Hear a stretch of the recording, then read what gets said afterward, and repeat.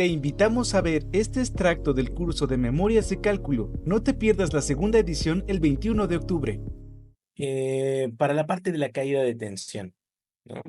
La parte de la caída de tensión, en general, la caída de tensión dentro de la norma mexicana no es obligatoria, ¿no? En las normas internacionales sí hay recomendaciones de que no debes de superar más allá del 2%. Yo francamente, normalmente mis consideraciones hacen que no supere por ahí del 1%, ¿no? No, trato de siempre instalar los inversores cerca de los módulos para no superar una caída de tensión del 1%, pero hasta el 2% es algo que sí me permito hacer, ¿no? Y entonces, bueno, yo aquí ya tengo que conocer la tensión VMP esperada a la salida de los módulos, ¿no? La VMP, ¿no? Hay gente que hace el cálculo con Imax a STC. Ah, bueno, pues está bien, ¿no? O la puedes hacer con corriente de cortocircuito a STC, pues en condiciones reales de reales la temperatura aumenta, ¿no? La temperatura eleva la corriente. Entonces, ¿qué corrientes voy a utilizar en esta ecuación? ¿No? En esta ecuación. ¿Y cómo está definida la ecuación? Bueno, para la caída de tensión, primero lo que yo tengo que hacer es sugerir una caída de tensión y una distancia, ¿no? Y aquí, por ejemplo, yo puse el 200 metros y esta, en esencia, sería un cálculo erróneo.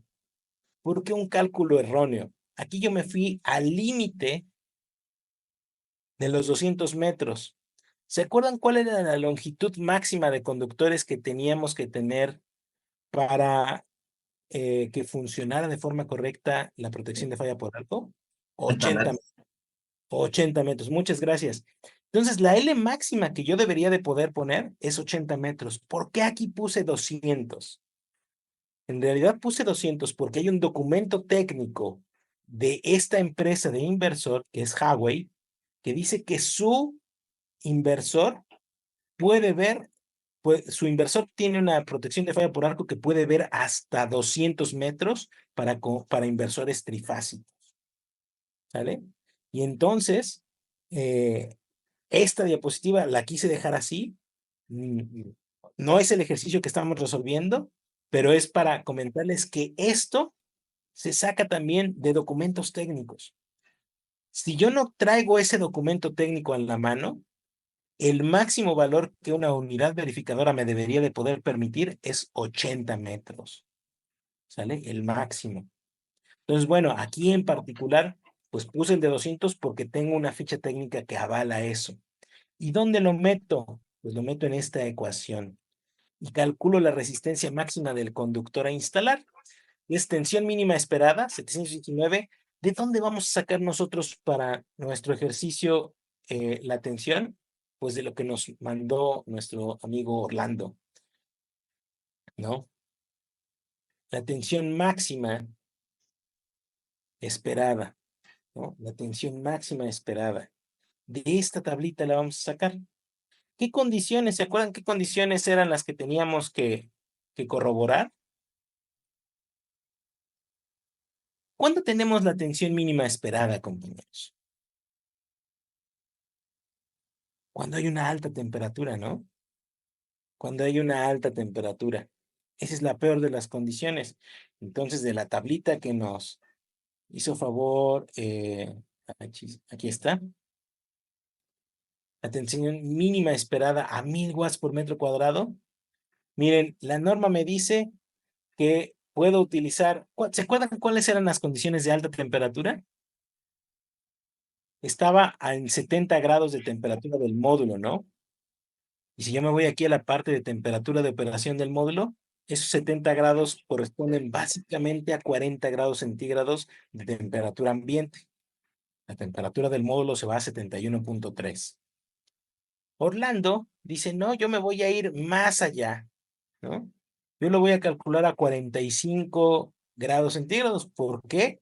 Pues porque a lo mejor en la zona donde Orlando instala, sí puede llegar a 45 grados de centígrados de temperatura ambiente.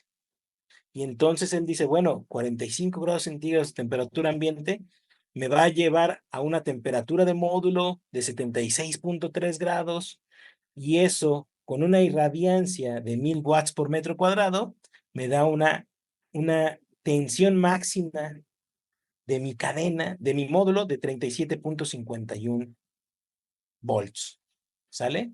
37.51 volts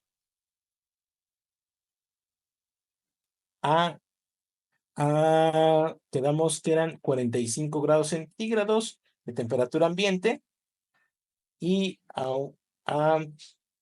una temperatura de módulo, porque quedamos que las dos había que reportarlas, de 76.3 grados centígrados de temperatura de módulo. ¿Sale? Entonces, esos son los valores que yo me llevo para mi ficha, para mi memoria de cálculo. Participa en el curso en línea de diseño fotovoltaico, Memorias de Cálculo, segunda edición, del 21 al 31 de octubre, de 6:30 a 9 p.m., impartido por el ingeniero Jorge Tenorio, profesor de la UNAM. Contacta al WhatsApp 33 29 38 16 26 para más información.